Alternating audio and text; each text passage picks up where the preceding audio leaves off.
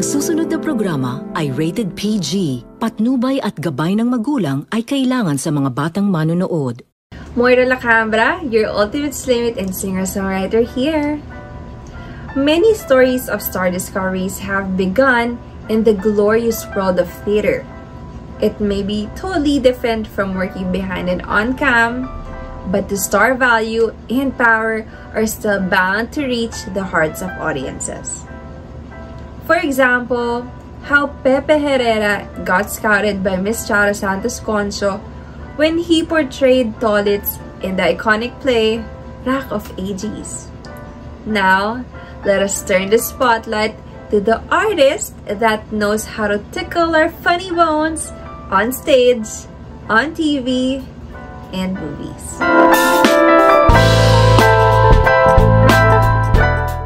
Hello kapamilya! My name is Moira Lacambra and we are here now with one of the most respected actors in the industry. Wow. Let's give it up for Mr. Pepe Herrera. Hello, Moira. Hello po, kamusta? How are you? Okay na okay. Siyempre, interview portion na naman. I love interviews. Wow! As I was reading your infos, of course, I found out that you're also part of Rock of Ages, or you had a background in acting or theater. Yes. Nakapanood ka na ba ng Rock of Ages? No, but actually, si Alfred Bernadas is my co-artist. So we're very close. So kumakanta ka rin? Yes. Oh, yes, Stig. Jamming tayo. May gitara ba dyan? Stig, kumakanta ka rin pala. Sige, sana makasama ko kayo someday sa Entablado. Wow, sana po. But syempre, how was your experience in theater and in the mainstream? Ano ba yung mga na-apply mo from that? From theater to mainstream. Where you are now? Everything. Everything. Kasi para sa akin theater acting is one of the most purest form of performing. And sabi nga ng kaibigan ko na si Gerald Napoles, kasama namin ni Poppert, kasi ang dami nagtatanong, bakit ba yung theater ticket ang mahal-mahal? 800 pesos, pinakamura, tapos sa sinihan, 250 lang. Ang pinaka-simple at pinakamagandang sagot na nagaling kay Gerald, because theater is an experience. So, and every show is different. Kasi walang take two. Yes. Tuloy-tuloy yun. Kung makamali ka, kung mabulol ka, make it a part of the story. Wow. Ganon. Oo. So it's always an experience.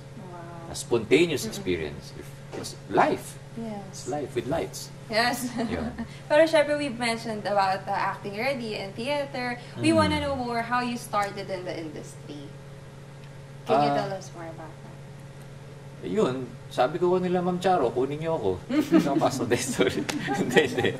Napanood nila ako sa Rock of Ages. You graduated the Conservatory of Music in USC. So, yes. Does that mean bata ka pa lang, it's already your dream to sing in front of crowds? Hindi naman siya dream to sing in front of crowds. Mahilig lang talaga ako kumanta bata pa lang. As in, nagsising-song ako. It's part of my daily life. Luluto ako, mapapakanta ako bigla, kung ano-ano. Naglilinis ako, mapapakanta ako. Ayun, tapos nung nag-apply ako sa UST, una ko first choice ko, fine arts. Hindi naman ako kagalingan. Mahilig lang ako mag-drawing dati.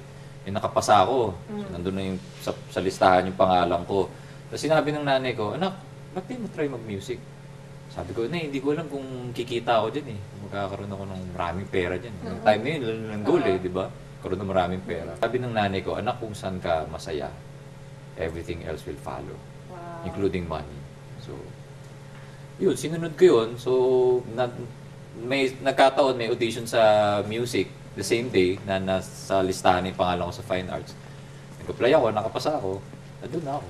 Wow! The rest is history. Wow! Nakaka-inspire kasi nowadays maraming teenagers talaga nagsastruggle when it comes to choosing their course, considering the money, and ito namang isa, passion nila. So talagang mahirap siyang piliin. And that's such an inspiring story to hear. Actually, kasi hindi na natutunan ko eh. Kahit na anong larangan mo, may business side eh.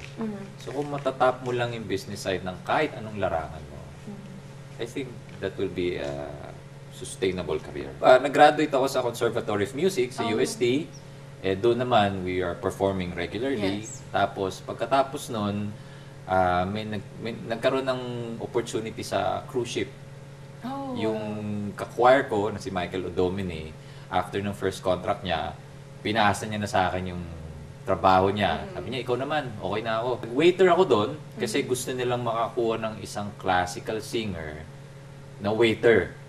So kung kunwari sa dulo ng cruise, merong crew show. Lahat ng mga crew members sa may special talent. Gusto nila yung isang waiter. Hala, nakakakanta pala ng classical. So kumuha sila ng classical singer at tinrain nila ako para mag-waiter. Diba? Binaliktad lang. Yun. So doon ang first, that's my first professional job. With your previous projects, ano ba yung most proud ka and siguro kino-consider mo na your favorite? Sa totoo lang, lahat eh. Lahat. Kung ano yung current na ginagawa ko, yun yung nagiging favorite ko. Meron ka pa bang mga dream actresses or actors na makatrabaho? Ikaw? Ako? Gusto mo yun? Yeah. Madami. Gusto ko napakarami. Dito sa Pilipinas, hindi ko pa yata nakakatrabaho. For example, si Jasmine Curtis, si Ann Curtis, sila Jacqueline Jose, sila Ronnie Lazaro, Joel Torre, nakatrabaho ko na eh. Yun, yung mga senior actors that we look up to, mga pinapanood natin growing up. Sa international market, marami din. Gusto kong makatrabaho eventually.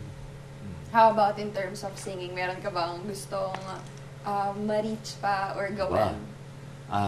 To be able to finish the songs that I've written and to perform that with the band, with my high school friends. Kasi nagbanda ako high school pa lang. At sila yung kabanda ko hanggang ngayon, kahit na nag-hiatus kami. And to be able to travel with my band. Yes.